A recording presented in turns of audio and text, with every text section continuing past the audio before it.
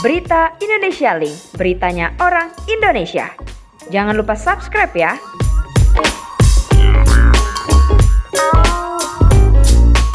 Assalamualaikum warahmatullahi wabarakatuh. Selamat malam.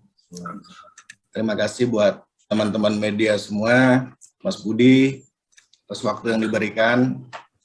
Jadi saya mencoba menjelaskan posisi hukumnya dulu, bahwa fakta berdasarkan data yang ada pada kita, fakta real ya, berdasarkan data, seorang David bekerja atau menjadi salah satu direksi di perusahaan A, tersebut perusahaan A,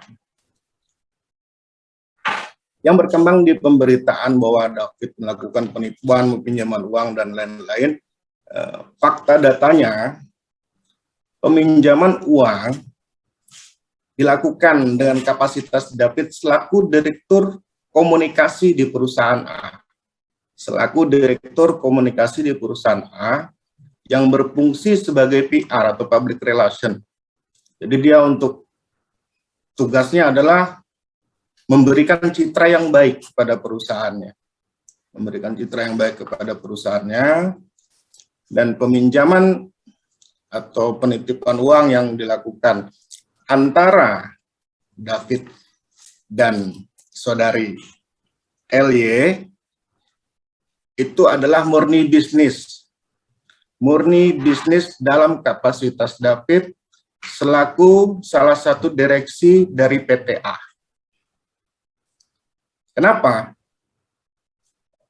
Dana yang ditransferkan dari saudari LY itu dikirimkan langsung kepada rekening perusahaan, tidak kepada seorang David Kurnia Albert. Jadi langsung kepada rekening perusahaan, dan saudara David tidak memiliki kewenangan dalam penggunaan keuangan di perusahaan. Tidak memiliki kewenangan dalam penggunaan keuangan di perusahaan, karena kapasitasnya adalah selaku direktur komunikasi, bukan direktur keuangan, apalagi direktur utama. Itu.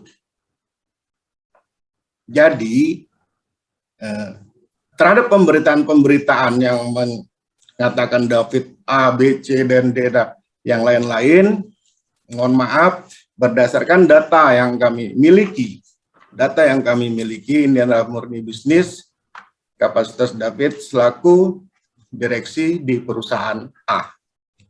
Tidak sebagai David pribadi, apalagi menikmati uang hasil dari situ, itu tidak ada. Karena murni itu untuk pengembangan usaha perusahaan A tersebut. Sementara di situ, Mas Budi. Ya. Oke, jadi itu introduksi dari Mas Hendra ya. Jadi nanti teman-teman wartawan yang sudah berkumpul, saya lihat nih ada beberapa nama-nama wartawan, ada Mbak Woro Anggi, ada Thomas Mangala nih, wartawan-wartawan yang cerdas, yang mudah-mudahan bisa menyampaikan pemberitaan dari perspektif yang berbeda dari sudut pandang David. Oke, karena berita ini begitu besar massa sih, di media sosial, maka kita ingin tahu nih dari sudut pandang Musika sebagai label yang menaungi David dan kawan-kawan di bawah. Selama seminggu ini, Mas Benyo ya, tadi kita udah dengar nih, jadi introduksi dari Mas Hendra bahwa posisi David itu adalah direktur komunikasi. Nah, sepengetahuan saya nih, saya juga punya posisi direktur komunikasi di sebuah perusahaan, itu jadi PR kan, jadi public relation, nggak ngurusin yang lain-lain. Oke, Mas Benyo, dari suasana kebatinan Musika Studio hari ini terhadap pelaporan yang opininya ini udah jadi liar gitu. Sementara David sendiri belum bicara. Gimana? Apa yang dilakukan oleh teman-teman di Musika? Kalau sebelumnya kan kita tahu adanya kondisi yang sekarang ini ada kan baru-baru ini, Bang. Iya. Jadi baru semingguan ini. Iya, gitu. Dan kita terus langsung cari data yang lengkap, kronologinya seperti apa, ketemu sama Bang Hendra sama David juga, akhirnya kita coba runutkan ininya proses terjadinya Kronologisnya ya. Dan di situ terlepas dari apa yang kita bahas sebelumnya itu, kalau kita kan terutama saya gitu ke teman-teman Noah dan David kenalnya nggak kemarin ya, kenalnya dan saya yakin juga bahwa dalam hal ini saya tahu banget David itu untuk hal-hal yang seperti ini sepertinya dia tidak akan mau jalankan gitu. Jadi untuk masalah penggelapan atau segala macam, menurut aku sih ini kalau yang kita lihat dari kronologinya, menurut aku sih David menjadi korban dari teman-temannya waktu di perusahaan tersebut. Karena berdasarkan data yang ada dari Bang Hendra, menurut aku sih semuanya jelas ya, semuanya jelas. Data-data yang ada itu uangnya dimasukkan kemana, penggunaannya juga gimana dan segala macam semua juga ada. Jadi ini yang sekarang ini kita juga minta untuk bisa dilakukan klarifikasi seperti yang malam ini kita jalankan, untuk biar orang juga tahu bahwa duduk masalah yang sebenarnya itu seperti apa, tanpa mengesampingkan niat baik kita atau niat baik David untuk terus mencoba untuk bermediasi dengan yang menuntut. Walaupun menurut saya bukan sepenuhnya tanggung jawab David dalam hal ini. Mungkin dari saya. Oke, yang didengar oleh Musika itu adalah David adalah orang yang secara secara pemberitaan itu korban dari pemberitaan ini. Ya mungkin bisa dibahas, dipastikan seperti itu ya. Iya. Kalau menurut kita sih. Ya, David adalah korban yang akhirnya itu jadi berita. Ya. Seakan-akan David melakukan penggelapan. Ya. Padahal itu tanggung jawab perusahaan. Ya, harusnya seperti itu. Ya, mungkin itu yang dipahami Musika ya. Ya, dan itu yang menurut saya mungkin dalam hal ini semua data juga sudah ada di pihak lawyer David kan. Mungkin juga dari Bang Hendra juga di dalam pembahasan yang berikutnya juga nanti Bang Hendra akan menjelaskan seperti apa sih detailnya gitu kan. Kayak gimana proses dari peristiwa yang waktu itu terjadi. Oke, terima kasih Siap. Mas Benyo dari Musika. Sebelum ke David, saya ke Kang Hendra lagi. Kang Hendra, apa yang disampaikan oleh Musika tadi itu melihat bahwa ada David ini adalah korban dari sesuatu yang hari ini itu belum clear di masyarakat. Apakah Mas Hendra bisa menjelaskan sebetulnya posisi David itu, kalau saya nih pribadi sebagai wartawan mendengar ini sementara, David ini sebetulnya saksi yang hari ini itu jadi ikut repot-repot untuk, karena dia direktur komunikasi, dia harus memperbaiki citra perusahaannya sebagai direktur komunikasi gitu. Gimana Mas Hendra? Baik Mas Budi, saya menyebutnya David adalah korban ya. Korban dari perlakuan beberapa orang yang kurang baik. Beberapa orang yang kurang baik, yang harusnya di sini bukan David yang menerima laporan atau gugatan di Polda Metro. Tetapi harusnya di sini karena yang melakukan perjanjian adalah David dalam kapasitas selaku direksi PT A, dan uangnya juga ditransfer langsung ke rekening perusahaan, Jadi dia tidak menikmati apa-apa dari situ. Uangnya digunakan murni untuk kepentingan pengembangan usaha. Jadi dalam hal ini dia korban. Jadi laporan apa yang pemberitaan selama ini sebenarnya salah alamat kalau saya. Salah alamat kenapa? Bukan kapasitas David buat itu. Tapi harusnya ke PTA. Bukan David secara pribadi. Kalau saya baca dari pemberitaan selama ini yang disebut adalah David secara pribadi. Gitu. Tapi mestinya PTA yang bertanggung jawab untuk semua kekisruhan dalam 1 minggu ini. Begitu Mas Budi. Oke, saya semakin tercerahkan nih Mas Hendra sebagai lawyer. Jadi selama ini saya mungkin mewakili pikiran masyarakat, termasuk penggemar Noah, bahwa David sebagai personal, sebagai pribadi, padahal ternyata yang bertanggung jawab adalah perusahaan. Pinjaman ini nggak mungkin terjadi kalau nggak ada perusahaan yang legal, yang akan bekerja dengan menggunakan dana pinjaman ini. Kurang lebih begitu ya, Mas Hendra ya? Betul. Ya, oke, berarti David adalah orang yang hari ini opini yang berkembang di masyarakat itu pemberitaan itu salah kaprah. Jadi bukan David yang bertanggung jawab, tapi perusahaan. Bahwa di perusahaan itu ada David sebagai direktur komunikasi, ya. Oke, sebelum saya ke David, Mas Benny ada yang mau ditambahin lagi, Mas? Oke, Mas Hendra, kita ke David ya. Silakan. Oke, teman-teman wartawan, ini saya lihat ada Arai, wartawan senior nih pada ngumpul nih. Luar biasa nih, David, pemberitaan tentang David ini emang berkembang ini. Arai ini wartawan dari era kabar-kabar ini. Saya buat nyapa dulu ya. Ada dari populer selebriti, ada Yakub. Wow, banyak banget. Oke, guys, terima kasih ya teman-teman udah gabung dengan kita. Dan tadi yang barusan menyampaikan pandangannya adalah Hendra Prawira Sanjaya, kuasa hukum dari David atau lawyer. Terus tadi Mas Benyo dari manajemen Noah.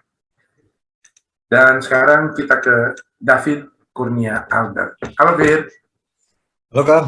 Woi, selamat malam, David. Waduh, udah lama gua nggak dengar David nih main piano langsung.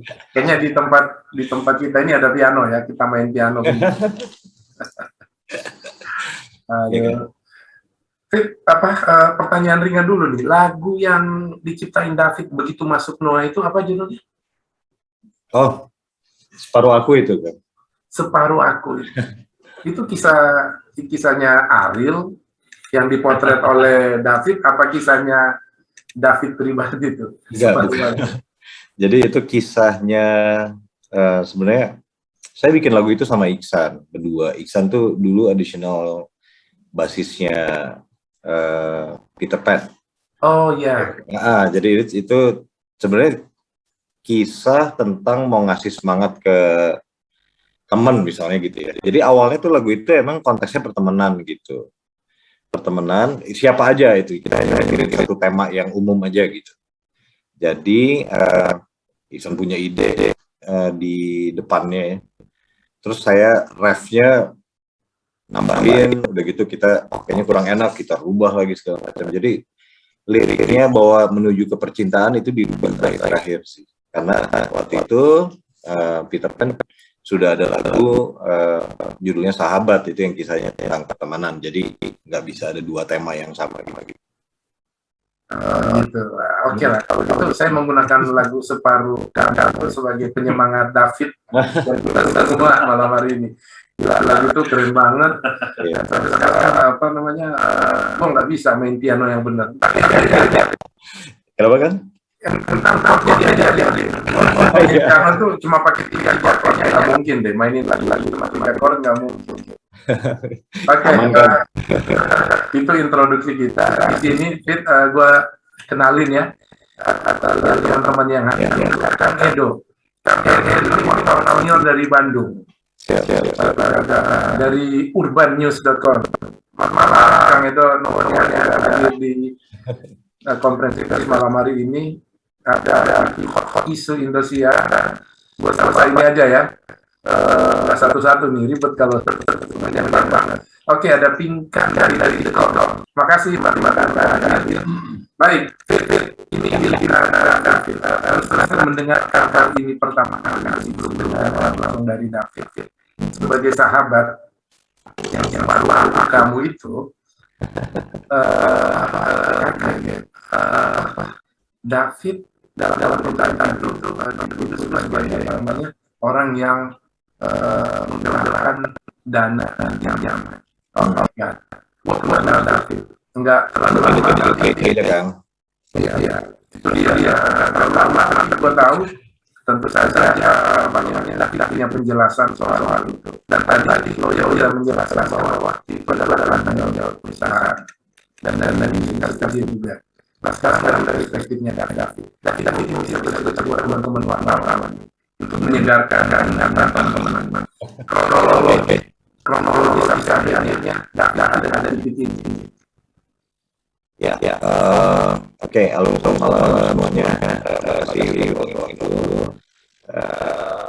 apa namanya, kita sama-sama semua masyarakat juga sorry bahwa jadi berita seperti ini gitu ya, dan apa namanya, mungkin juga bagi kalian rasa apapun itu gitu.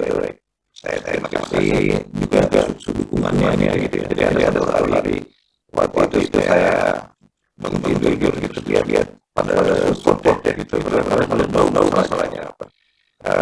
Terima kasih banyak itu sangat hati gitu. Kalau klarifikasi kenapa hari ini karena emang saya nyari waktunya dan bukan gitu ya, langsung klarifikasi cepet-cepet. Oke. Jadi kronologinya itu waktu itu ya teman-teman saya minta tolong lagi ada pengerjaan di depan, bisa saya cek juga, saya datang langsung ke pengerjaannya bahwa mereka ada satu project yang di depan yang diambil untuk memungkinkan kita udah kemarin dan sebagainya, terus ya minta saya itu karena perusahaan juga agak sulit ya, dan apa namanya ya saya tentunya juga cek dulu dong apakah benar nggak pengerjaannya gitu kan, itu ada gitu ya, PT yang ngasih pengerjaan yang ada, ya udah terus bersama-sama kami juga datang ke Lina gitu, dan saya bisa terima kasih sekali ya bahwa Lina mau bantu gitu, dan semua datang pengajuan pribadi saya, tapi yang bersama-sama sama tim mereka yang menjelaskan pemantauan dan sebagainya. Terus apa lagi ya tinggal kesepakatan. Terus di tengah jalan memang proyeknya mundur, yang tadinya jalan lagi atau mundur dari pemberi proyek ya. Sedangkan kami juga berusaha memenuhi kewajiban ya untuk bulan-bulan juga bisa ya bayarkanlah ke Lina gitu per bulan gitu. Nah di tengah jalan ternyata satu persatu bubar jalan nih si orang yang saya bantu ini. Itu saya dalam kapasitas saya sebagai komunikasi itu jadinya kemana-mana, jadi saya yang ketemu klien terus segala macam gitu, karena waktu itu emang kondisinya ya intinya mereka bubar jalan lah, balik badan gitu dari saya, ya kan. Jadinya saya harus mengatasi sendiri sebaik mungkin. Sudah ada pembayaran yang terjadi, tapi waktu itu juga harapan terakhir adalah bahwa proyek ini akan jalan, which saya udah ditelepon juga untuk siap-siap. Ternyata pandemi, jadi waktu itu bulan Januari atau Februari ya ditelepon, saya lupa lagi. Udah siap-siap jalan, saya sempat info ke Lina juga gitu. Harapan saya dari mana-mana aja sih, maksudnya secara moral ya. Saya mengambil tanggung jawabnya ke Lina itu karena pertama Lina teman saya, yang kedua memang niatnya ya udah, sekalipun internal ngaco nih gitu, ternyata balik badan dari saya, ya udahlah saya yang take responsibility. Cuman keadaan sulit sekali buat saya waktu itu, dia pandemi, saya rasa semua orang sulit ya gitu, cuman saya berusaha sebaik mungkin lah yang saya bisa gitu, dan mau dari mana aja gitu, saya coba handle sendiri gitu. Nah, begitu pandemi, proyeknya di cancel. Saya dapat info bahwa nggak jadi jalan karena kedepannya nggak tahu kayak gimana dari pemberi proyek gitu kan. Mereka akhirnya mempending proyek ini gitu, dan di situ saya juga sempat yang stay itu cuman direktur utamanya, namanya adalah saudara Y ya. Itu saya push dong gitu. Ini gimana nih? Karena sebelum dananya masuk, kami juga udah saya terutama gitu. Ini saya posisinya nolong kamu nih gitu. Jadi tolong pastikan ini bisa dari mana, ya kan? Untuk kita memenuhi tanggung jawab ini. Lalu adalah pekerjaan-pekerjaan yang mereka paparkan ke saya gitu. Oke, terus ditimpa pandemi ini, waktu itu saya delegasikan komunikasinya juga sama saudara Y ini, selaku direktur utama. Saya juga sambil terus tuh cari gimana caranya. Cuma ternyata memang sulit ya pandemi ini untuk cari pemasukan gitu. Terus dengan seada-adanya gitu, sebelum ini juga naik ke media, dari pihak saya juga sudah mediasi, seada-adanya banget gitu, kita udah tawarin ya, kurang lebih mungkin 0,5 M gitu, untuk ini dulu seada-adanya diterima gitu, dari saya pribadi ya, gitu. Karena saya secara moral bertanggung jawab, saya merasa udah harus balik gitu. Ya tapi ya ditolak dari pihak sananya karena hitungannya mungkin lebih besar gitu ya, gitu. Jadi pembayaran yang lalu plus yang terakhir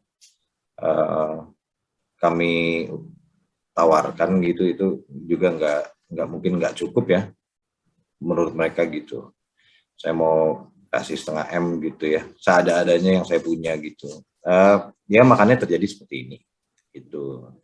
Kalau masalah apakah saya menggelapkan dananya? Enggak, karena dulu juga udah ada pembayaran gitu kan. Yang kedua, apakah nggak ada itikat untuk menyelesaikan meskipun itu bukan tugas saya sebenarnya. Saya juga kesel sih sama teman-teman yang saya bantu gitu. Kenapa lu pada kabur gitu ya, pada hilang gitu, di telepon tuh nggak ada. Terus dicari juga susah ya kan, gitu. Pertanyaannya kenapa nggak dilaporkan lah. Saya juga pengen nyari teman-teman itu juga beberapa kali tuh, tapi posisinya sulit karena intern tuh nggak pakai, misalnya nih ada pemaparan, beliaunya kan saya nggak suruh tanda tangan paper bahwa awas lo ya direktur operasional, kalau lo nggak achieve gua laporin, kan nggak gitu. Kalau internal tuh ya udah gitu, pemaparan begitu ayo kita lakukan sebaik mungkin. Tiba-tiba bahwa mereka hilang gitu, wah itu shock juga tuh saya gitu. Tapi ya meskipun begitu saya coba lakukan yang terbaik yang saya bisa deh untuk di pandemi ini, sebisa-bisanya balikin apa yang menjadi tanggung jawab perusahaan gitu. Karena saya juga teman sama Lina gitu. Gitu sih kira-kira Kang. Oke. Wow, Fit, terus terang sebagai sahabat yang kenal baik David, gue jadi lega sekarang bahwa sebetulnya David itu sudah mengambil alih tanggung jawab perusahaan yang harusnya itu ditanggung bersama-sama. Direktur utama, direktur operasional, harusnya saya rasa semua orang akan begitu sih kan. Kalau maksudnya kan gini ya, saya kalau permintaan maaf ke Lina udah sering lah gitu. Setiap kali dia juga nagih gitu kan, telepon saya nggak nyalahin gitu ya. Saya juga bilang, aduh sorry ya lu jadi susah gitu karena keadaannya teman-teman saya begini gitu. Tapi aduh saya sangat berharap saya punya dana yang cukup untuk udah deh Lin, yang penting lu nggak rugi gitu secepat mungkin. Tapi sulit gitu jujur aja gitu, emang nggak mudah lah gitu. Benar, luar biasa. Kita ngerasain bagaimana sulitnya David demi membela sahabatnya ya Lina. Makanya saya bilang ini kayak saya juga nggak marah Kang bahwa diberitain begini Lina emosi ya it's okay lah. Kita harus mengerti bahwa kondisi juga mungkin sulit buat dia gitu. Dan apa dia juga di tengah jalan, dia juga ada lagi diuji ya, maksudnya kena kurang sehat gitu. Dan saya justru sangat concern, ada saksinya kok teman-teman saya banyak gitu yang saya coba mintain tolong ya gitu. Pengacara dari PTA sempat menghubungi. Oh iya, terus kemarin setelah ini rame ya kan, pengacara dari PTA ada yang tiba-tiba muncul gitu bilang saya pengacara dari PTA gitu kan. Bayangin aja bahwa PTA itu punya pengacara, saya sampai nggak dikasih tahu gitu. Saya muncul lalu ketemulah dengan kuasa hukum saya kan gitu. Terus gimana Bang? Itu. Ya cuma membahas permasalahan ini. Nah, nggak ada yang prinsip. Nggak ada yang prinsip ya. Hanya memperkenalkan diri bahwa beliau adalah pengacara dari PTA. Ya gitu keadaannya. Jadi apa namanya, dengan semua pemberitaan yang terjadi, saya pahami bahwa apa namanya, mungkin terjadi salah paham, meskipun kontaknya selama ini ke Yudi, direktur utama, karena menurut saya yang berkapasitas dalam perusahaan ya dalam kapasitas inilah apa namanya, yang tepat lah ya, direktur utama gitu. Sementara saya fokus cari jalan secara pribadi gitu gimana ya. Dan mungkin terjadi salah pahamnya adalah disangkanya mungkin saya nggak cari, tapi banyak teman-teman saya juga yang jadi saksi bahwa sampai hari ini pun saya masih mintain bantuan gitu, apakah itu saya minta kerjaan ekstra atau apapun itu yang bentuknya akhirnya saya bisa mengembalikan ini gitu. Yang menghasilkan gitu loh. Cuman ya karena kondisinya pandemi gini Kang, jadi ya mereka juga kan sulit ya gitu. Jadi nggak semudah biasanya lah. Saya kira pembukaan dari David ini udah ditangkap dengan teman-teman wartawan, sehingga opini yang tadinya berat sebelah itu kita bisa lihat secara jernih. Oke, sebelum saya memberi kesempatan kepada teman-teman wartawan, mungkin saya ke Mas Hendra ya. Tadi yang dijelasin oleh David, artinya somasi yang dilayangkan oleh yang meminjamkan dana itu somasinya itu diarahkan ke PTA perusahaan itu atau ke atas nama David. Kenapa nama David yang akhirnya jadi membesar, jadi bola salju, seakan-akan semua tanggung jawab itu di diri David sendiri gitu loh. Padahal ini kan tanggung jawab perusahaan. Justru David sedang bekerja keras untuk menunjukkan sikap moralnya untuk membantu sahabatnya si peminjam dana tadi gitu. Silakan Mas Hendra. Saya kurang mengerti ya, tapi kalau by data yang saya baca itu nama David secara pribadi, tapi bukan dilayangkan ke PTA.